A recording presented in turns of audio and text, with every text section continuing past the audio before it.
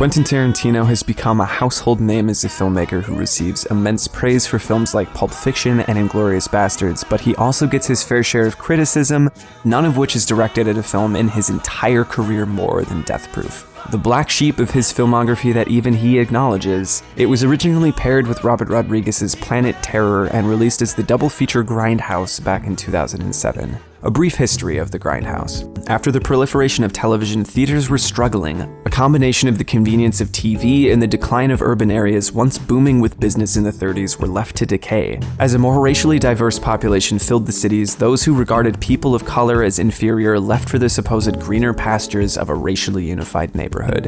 The theaters that were once hotspots in the city were being abandoned, and theater owners struggled to find a way to fill the seats.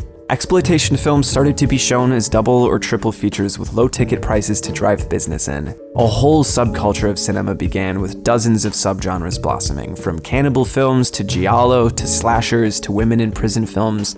They all followed roughly the same outline: small budget, unknown cast, lurid content, and what most considered to be cheap thrills, and were pumped out at a high rate and put into grindhouse theaters. This subculture of cinema certainly doesn't get a lot of respect or acclaim, but plenty of important filmmakers wouldn't be who they are today without them. James Cameron got his first work as a director working for Roger Corman. Just 3 years before his career-making film The Terminator, his first feature credit was on a film called Piranha Part 2: The Spawning. Paul Thomas Anderson's own father, Ernie Anderson, hosted a late-night horror show similar to Elvira or Mystery Science Theater, and was a big part of shaping his love for film growing up.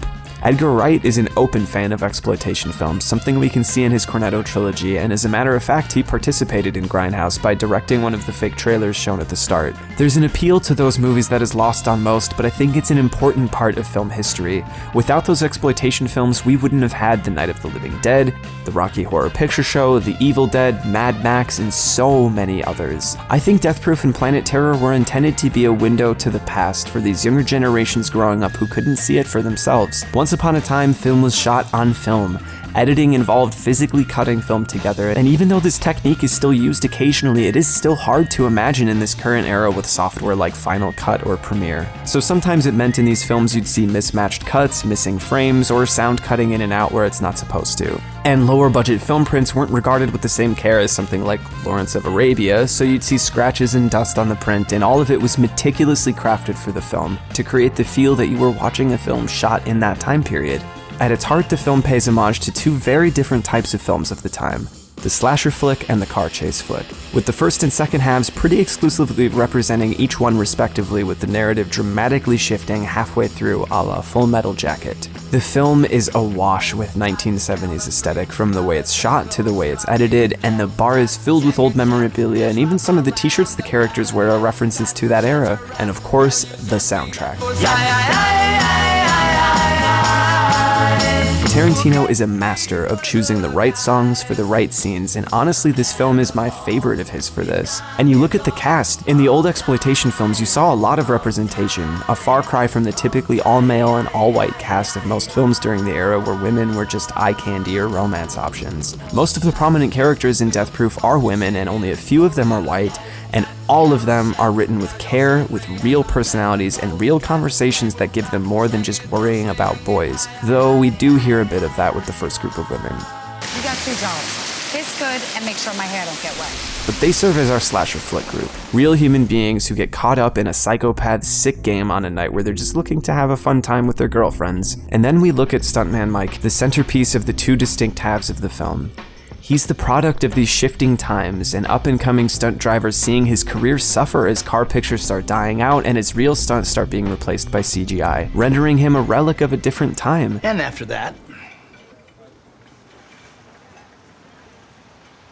do you know any of these shows or people I'm talking about?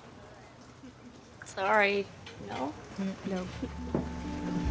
He misses the old days and the old ways so much that he'll do whatever it takes to feel that rush again, to live in that world again, but that world is gone. He has to find an alternative because no one's hiring stunt drivers like him anymore, and it just so happens that his solution to this problem involves killing innocent women. In ways, Death Proof is Tarantino's most experimental film, and at its heart, I think it's his most personal film. You can see behind-the-scenes footage or early promotional interviews for the film, and he couldn't have been more excited to share it with the world. And not just the film of Death Proof, but the Grindhouse presentation itself, harkening back to the drive-in double feature days of his youth. That it wasn't until it was met with an unexpectedly poor response that he canonized it as his worst film. And it's sad, you can feel his passion for cinema in every breath of this film. He has a love for movies unlike almost anyone else out there, and to see this passion project of his almost universally panned by even his most loyal fans, I'm sure he expected Grindhouse to be a tremendous success, but it just didn't pull people in the way that he thought it would. People are all too aware of his influence, and people respond well enough when those influences are Scorsese, De Palma, or Leone, but there seemed to be no love for his tribute to these exploitation films.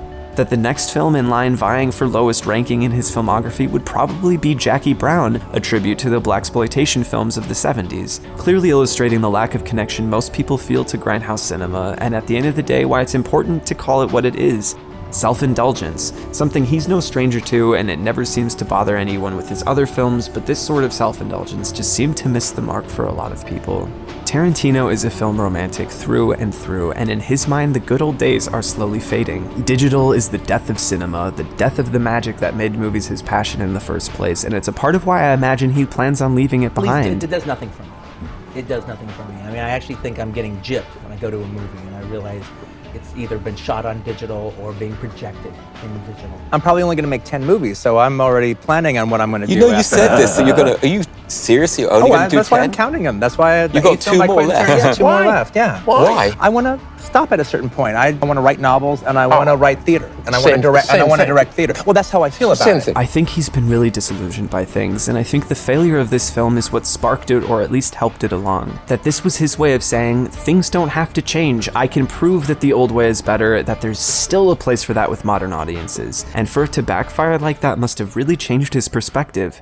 His way of seeing it is this. Digital production and DCPs is the death of cinema as I know it. I don't know if we're giving people enough reason to leave their house and go to the movies. The digital production, the digital shooting, and the digital projection has a whole lot to do with that because, well, if we're just watching a DVD, I could watch that at home. It's why he developed Grindhouse, and it's why his latest film, The Hateful Eight, was released in 70mm with roadshow presentation the way big films like Ben-Hur used to be shown. It just seems like you go to the movies and you get a little bit less and a little bit less. There used to be a thing where you'd go to the movies and it was kind of a big thing. Right. All right, and it was a big show and there you go. And now it's kind of fallen down into almost like just you're renting a chair for 2 hours and then you leave. In these ways, I think the character of Stuntman Mike is even more autobiographical than he intended. His feelings of a lost era are reflected so much in this character. Tarantino himself is becoming a relic that doesn't quite fit in with the modern times. That even though he's still making great films, he's not quite rolling with the punches in the shifting times,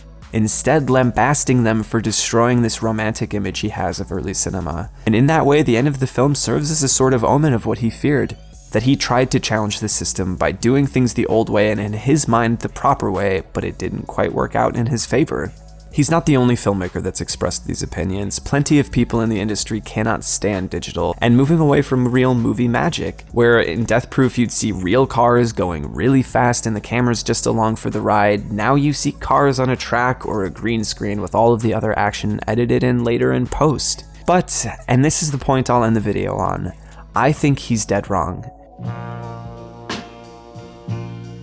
Digital is not killing film, it's just offering a different way of making movies and one that's more accessible. For someone who so fervently romanticizes the days of the Super 8 when a ragtag team of film buffs could make whatever movie they wanted on a shoestring budget, he seems to be completely missing the point that this is exactly what digital is doing for a new generation. It's damn near impossible to get your hands on old celluloid in a camera to film it. Shooting on film is so expensive that even billion-dollar studios are moving away from it. So what's a modern independent filmmaker supposed to do? Yes, when a sea change like this happens, it's easy to see the negative and to despair for the future. But this is the new way to encourage young people to get out there and make films, and not to do it for some studio or for a paycheck, but because they care and have that burning passion to create something, which is exactly what was happening back in the 70s with the Grindhouse films. He and many others are looking at the wrong culprit entirely. Shooting digitally doesn't inherently mean shooting on a soundstage and a green screen, and as a matter of fact, plenty of movies shot on film take the easy way out, just like digital films do. But the biggest reason for this downfall of quality, in my mind, is the size of the industry and how much money it pulls in. As long as a studio can churn out crap and make millions of dollars, we're going to see a ton of crap get churned out. And as budgets skyrocket, and as millionaires want to get into the producer's game and play it safe to make a quick return on their investment, it makes it that much harder for the little guy to make a successful independent film. And what I find so ironic about all of this is that he never could have made Reservoir Dogs today. The film that made him a star could not have been done on film with those actors on such a tight budget. But you know how you'd stand a better chance of getting a movie like that made today? By shooting it digitally. Of course, everyone has a different opinion on the whole film versus digital debate.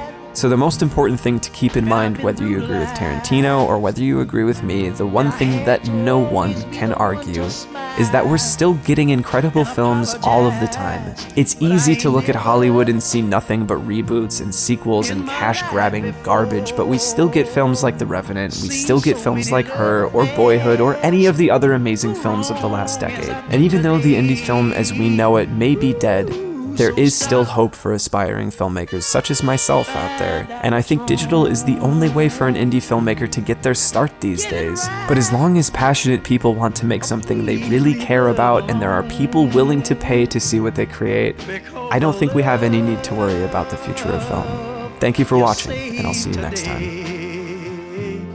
May very well